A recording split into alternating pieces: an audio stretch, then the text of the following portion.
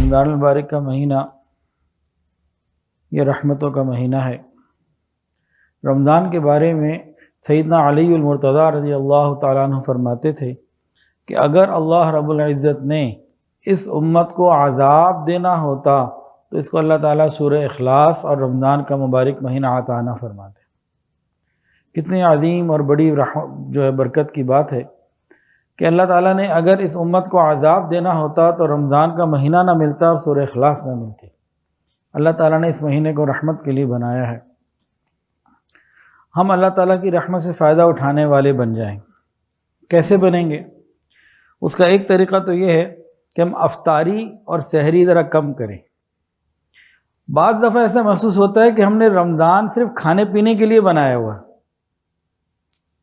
عورتیں گھنٹوں کھانے پینے کی تیاریوں میں لگی ہوتی ہیں، سحری کی تیاری میں بھی اور افطاری کی تیاری میں بھی دن کے کئی گھنٹے سحری اور افطاری کی کھانے پینے کی تیاریوں میں لگ جاتے ہیں۔ یہ رمضان منانے کا طریقہ ہمارا غلط ہے۔ غور کریں، ایک آدمی اگر بھوکا ہو اور کمزور ہو، ایک چھوٹا بچے کی مثال ہے، چھوٹا بچہ کمزور بھی ہو اور بھوکا بھی ہو، بتائیں اس کی ماں کو اس پہ کتنا ترس آئے گا؟ آئے گا کہ نہیں آئے گا؟ اب ہم روزے سے بھی ہوں اور سحری بھی کم کھائی بھی ہو، اب افطاری کے وقت جو ہماری حالت ہوگی نا، کمزوری کی وجہ سے اور سحری بھی کم تھی، اس وقت جب اللہ سے مانگیں گے اللہ ہماری حالت کو دیکھ کر ہم پر رحمت فرما دیں گے۔ ہم نے تو سحری ڈٹ کے کھائی ہوتی ہے افطاری تک، اچھا خیر جتنا بھی ڈٹ کے کھا لیں افطاری تک بھوک لگی جاتی ہے، لیکن اگر ہم اللہ کی رحمت کو لینا چاہیں تو بھئی صحابہ کرام نبی علیہ السلام کی زندگی میں کیا ملتا ہے؟ بعض مرتبہ 1 2 3 کھجور کھا کے سحری کر لی، پانی سے روزہ کھول لیا، اگلے دن پھر سحری کر لی۔ اسی طرح ایک بزرگ تھے، وہ آدھی روٹی سحری میں کھاتے تھے تاکہ افطاری کے وقت کمزوری کی حالت اللہ کو نظر آئے، میں اللہ کے سامنے کمزور ہاتھوں سے، کمزور زبان سے، کمزور لہجے سے پکار رہا ہوں اللہ کو۔ لینے کا طریقہ ہے نا، ہمیں لینے کا طریقہ نہیں آتا۔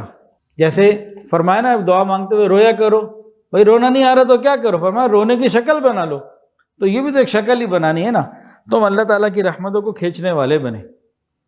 تو جو پیٹ بھرے ہوتے ہیں نا، یہ رحمتوں کو اتنا نہیں کھینچ سکتے جتنا انسان بھوک کے اندر اللہ تعالیٰ کی رحمت کو لے سکتا ہے۔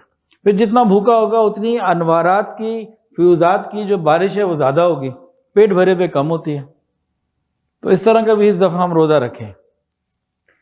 اچھا، امام ربانی مجدد الفسانی رحمۃ اللہ نے فرمایا کہ انسان رمضان جیسا گزارے گا اگلا سال ویسا گزرے گا اس کا اپنا۔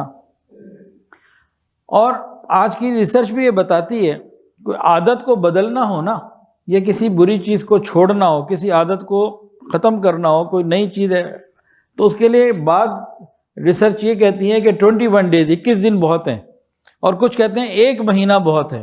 1 مہینہ عادت کو بدلنے کے لیے بہت ہے، اور یہ اللہ نے 1 مہینہ دیا اور ہر سال دیا۔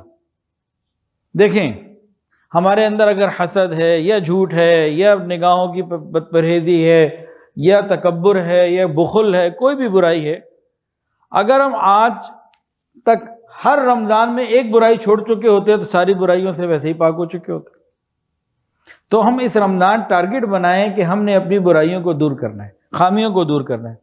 تو اس کا ایک طریقہ ہے، ایک فہرست بنائیں اور اس میں اپنی خامیاں لکھیں، اپنی گناہ لکھیں، اپنی کوتاہیاں کمیاں لکھیں، اپنی کمزوریاں اور غلطیاں لکھیں۔ ویسے ارشاد صاحب اگر پتہ نہ لگ رہا ہو نا کہ میری ہر آدمی کو تو اپنی برائی نظر بھی نہیں آتی، تو شادی شدہ لوگوں کے لیے کلیہ ہے، ایک ٹپ ہے، اپنی بیوی سے پوچھ لیں بتاؤ بھی میرے اندر کون کون سی کمی ہے، اچھی خاصی فہرست تیار ہو جائے گی۔ یا اور لوگوں سے پوچھ لیں، ارد گرد والوں سے، بتاؤ بھی میرے اندر کون کون سی کمی ہے، تو اچھی بڑی لمبی چوڑی فہرست تیار ہو جائے گی۔ خیر یہ تو ایک مذاق کی بات تھی، ہم نے اپنی اصلاح کرنی ہے، ہم نے اللہ کو راضی کرنا ہے، تو ہم اپنی خامیوں کی لسٹ لکھیں۔ دیکھیں یہ خامیاں قیامت کے دن تو سامنے پیش ہو جائیں گی، ایسا تو ہے نہیں کہ کبھی سامنے ان سے پالا پڑھنا نہیں، پڑھنا تو ہے۔ اس سے پہلے ہم یہاں اس مبارک مہینے کا فائدہ اٹھاتے ہوئے ہم اپنی خامیوں کو آہستہ آہستہ ختم کرنے کی کوشش کریں اور دعا بھی کریں۔ اللہ تعالیٰ رحمت فرما دیں گے.